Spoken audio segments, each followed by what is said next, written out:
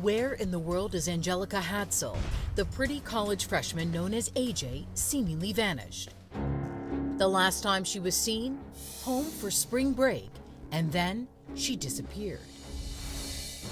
In a massive search, investigators scour the area, fanning out near her home in Norfolk, Virginia. In a shocker, cops arrest AJ's adopted father, Wesley Hadsell, for obstruction of justice in the case. Those charges were later dropped, but he pled guilty to ammunition charges and could face life in prison because of prior felony convictions. Cops have long been looking at his possible connection to her disappearance. Hadsell continues to maintain his innocence. From his prison cell, he tearfully reads a poem he wrote in AJ's memory. You may be gone, but you'll never be forgotten. I pray to God, your mom and I spoiled you rotten. Now, a stunning development and what could be a big shakeup in the case. Amin Garcia, a former prison mate of Hadsell, may be turning jail informant. Garcia, who's serving life for multiple rapes, claims Hadsell allegedly confessed to having something to do with AJ's death and disappearance. And now Garcia wants to cut a deal. Our Norfolk affiliate WTKR spoke with Hadsell before Garcia's revelations. I swear to you that I didn't hurt my daughter. I don't know who did, and if I did, I wouldn't protect her. More than a month after AJ's disappearance, AJ's remains are found 40 miles from her home, in the backyard of a vacant house, hidden behind tall grass and weeds. And in a mysterious twist, pathology results on AJ's remains revealed that the 18-year-old died from acute heroin poisoning. Hadsell insists his stepdaughter never did drugs. And I'm not going to sit here and have my daughter's name dragged through the mud any kind of way. She did not use drugs. She was murdered. But cops say Wesley was sighted in Franklin County the day after AJ disappeared, close to where her body was found. Hadsell's explanation? His work at a plumbing company brought him there. So you were in the same county where her body was found. Correct. The day after she disappeared. Correct. How do you think that looks? It doesn't look.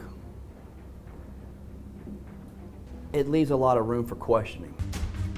Investigators have never officially named Hadsell a suspect, but federal court documents reveal investigators believe Hadsell abducted AJ. The records show detectives watch Hadsell's every move for a week. They saw him driving erratically, changing his clothes, at one point even wearing a mask to hide his face. The records say police used that information as probable cause to search Hadsell's hotel room where he was living at the time. So they were looking at him as a suspect. Absolutely. I don't think there's any question about that. And I think they're looking at him even more closely now than ever. Police found 80 9mm rounds of ammunition stashed in an air conditioning vent and duct tape. Cops also found heroin residue. Remember, that's the same drug the medical examiners found in AJ's body during her autopsy. I think the evidence equally applies to other individuals.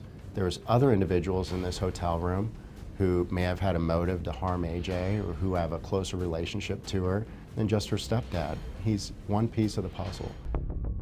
But investigators seize Hadsell's work van GPS. There's no facts to prove I was out there, ever. I wasn't out there. I was in Southampton. I was where I was supposed to be doing my job, and when the time clock expired for the day, I came home. That should be validated by vehicle GPS, cell phone GPS. Investigators call his bluff. By looking at tracking data stored inside the GPS, they follow the path, a path that leads them directly to the house where AJ's body was found. They've been looking at Mr. Hadsell under a microscope for months and months and months. And if they had any evidence that he was involved in this, I'm sure he would have already been charged. For now, Wesley Hadsell sits behind bars. His attorneys, who also represent Amin Garcia, filed paperwork to drop the case, citing conflict of interest. And from his jail cell, Wesley Hadsell vows to find what he calls the truth and find justice for AJ. So, Lonnie, we really do have polar extremes here. He claims he's innocent. Police are in no doubt he's guilty. So key then is the testimony of this inmate. In your experience, how good, how reliable is that? Do juries believe it? Because they're probably trying to cut a deal. Well, that's the key. They are getting a deal. Believe me, jailhouse inmates do not snitch on each other unless they're going to get a deal. They're in prison, they want to get out, and they know if they can come up with something useful for law enforcement, that's going to benefit them. And jurors are smart. They kind of assume from the beginning that most likely this testimony is going to be self-serving as opposed to truthful. OK, well, we will, of course, keep you updated on this case, bringing you the very latest as it develops.